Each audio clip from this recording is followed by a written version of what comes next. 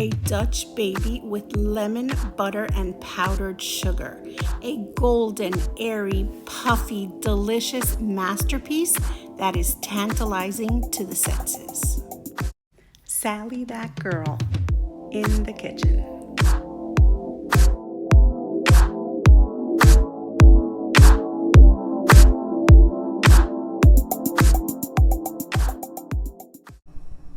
Hi everyone, and welcome to another episode of Sally That Girl in the Kitchen.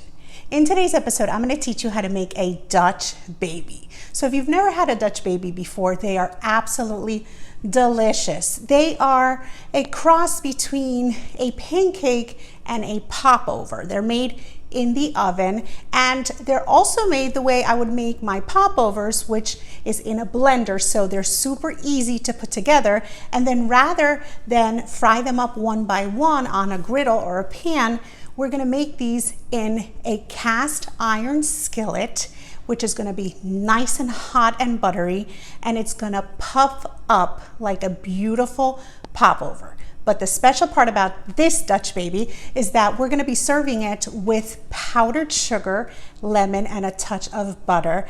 And it is going to bring it over the top. The combination of the powdered sugar and lemon make almost like a glaze for this Dutch baby, and it needs nothing else. It is so delicious, you are not gonna believe it. So I am super excited to teach you how to make this. So let's not wait another second, and let's get started.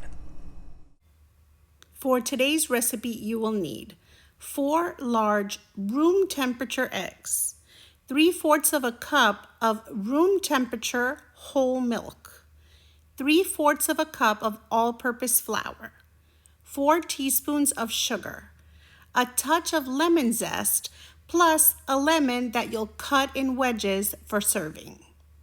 5 tablespoons of butter. I'm using salted butter because I like that little contrast between the saltiness and the sweetness. But if you prefer unsalted, that's also fine. And you'll want some more butter for serving in case anyone wants to put a little more butter on top. And finally, you'll need powdered sugar to taste. You will also need a knife, a zester, some measuring spoons, some dry measuring cups, a wet measuring cup, a blender, although you could use a bowl and a whisk instead and just really whisk it up until you incorporate plenty of air. So that is always an option. And I like to use a powdered sugar shaker to just shake on a beautiful coating of powdered sugar. And of course, you'll need some oven mitts. And I would also recommend a silicone spatula to scrape the sides of either your bowl or, in this case, your blender. And you will also need a 12-inch cast iron skillet. Now, I love the results you get when using a cast iron skillet, but if you don't have one, you can use a 12-inch cake pan instead. So do not worry. If you don't have one, you definitely will get a beautiful rise with a cake pan. And of course, you can take this recipe and split it in 2 and use 2 smaller cast iron skillets around 6 inches or so each, and then make 2 smaller Dutch babies. I love doing that when I'm serving these as dessert rather than breakfast, and you're going to top them with some ice cream or some berries and cream on top. You can make extra batter and make multiple smaller desserts, and they will be fantastic. So now that we have all of our ingredients and tools together, let's get started. So the first thing you're going to want to do is pull out your 4 large eggs and your 3/4 cup of whole milk from the refrigerator. You want these to come to room temperature, so it would be great if you pull them out a couple of hours or at least an hour, hour and a half before you're ready to make your Dutch baby. But if you forget and you're ready to put it together, don't fret. You could always take a bowl with some warm water just from your sink, not super hot, and place the eggs in there for a few minutes to bring them to room temperature. And of course, you could also pop the milk in the microwave just for a few seconds because you just do not want them cold. It's critical to get that beautiful rise. You want them at room temperature. Now, once you have them at room temperature, then we're going to preheat our oven to 425 degrees to get it nice and hot, placing a rack in the center. Then we're going to crack open our room temperature large eggs. As I said, room temperature really makes a difference because there's going to be this beautiful reaction when we pour our batter into the hot buttered cast iron skillet. So the temperature really makes a difference in the result. So it's room temperature. Now we're not going to beat these because we're going to let the blender do the work. And so what we're going to do is we're going to pop our empty cast iron skillet into the already preheated oven. At this point, it's reached 425 degrees, and we're just gonna pop it in there for a few minutes to start to warm up. Now, while that is warming, I've already pre-measured all of my ingredients. So what I'm gonna do is, I'm just gonna add them straight into my blender. So I'm gonna add in my 4 room temperature large eggs. Then I'm going to add 3/4 of a cup of all-purpose flour. Then I'm going to add in 4 teaspoons of sugar. And then I'm going to add a 3/4 cup of room temperature milk. It's perfect. Whole milk is best. And then to really bring out that lemony flavor, I'm going to be adding the zest of my lemon. So you want to zest it softly. You don't want to press too hard, and you want to be moving the lemon around as you zest because you just want that yellow part. You don't want the pith, which tends to be bitter. You just want that very thin layer of that beautiful yellow citrus deliciousness, and this is really going to elevate the flavor of our Dutch baby. So now all of our ingredients are in. It could not have been any easier. And we're just going to put on our lid, and then we're just going to swirl away. What we're looking to do is to combine the wet and dry ingredients, but we're also incorporating some air into the mixture, which also is going to help create a beautiful rise to our Dutch baby. So what you want to do is to check and see if you have areas that you can see that the flour is still showing on the sides of the cup. That means it's kind of clinging to the cup. Then what you'll do is you'll just grab a spatula or a wooden spoon, and then you just want to scrape off the sides of your cup because you just want to make sure to incorporate all of that into your batter. And then you just put your lid back on and you just zhuzh it up for another couple of minutes and you are good to go. What I like to do is I leave the batter right here in my cup until the very last second when I'm about to pour it. And then right at the last second when I'm about to pour it, I run it for another 10 or 15 seconds just to incorporate some air at the last second. So now my cast iron skillet is hot. I left it in there while I put the ingredients together, but you saw how quickly that happened.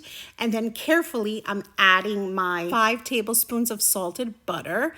And then I'm just gonna close the oven up and set about a 3-minute timer.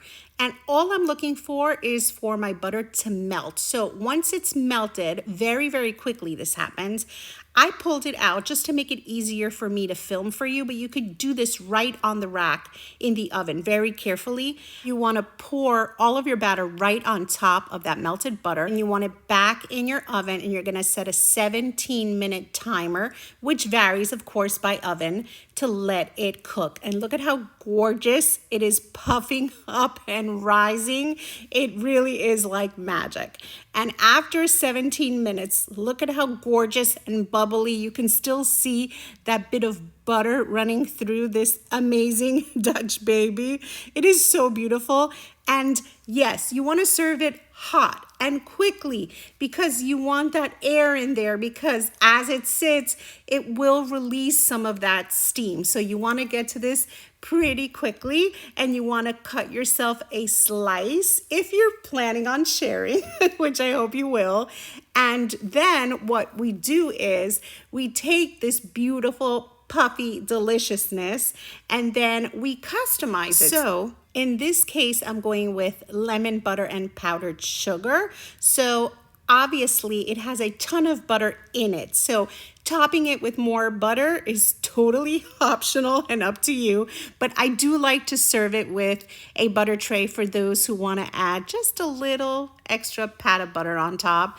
And I love plenty of powdered sugar, because what's going to happen is once we sprinkle that powdered sugar on top, whether we add that little bit of butter onto it or not, once we squeeze our lemon, it's going to become almost like a glaze. That sugar and lemon just come together and form the most delicious topping for this Dutch baby. It is so good.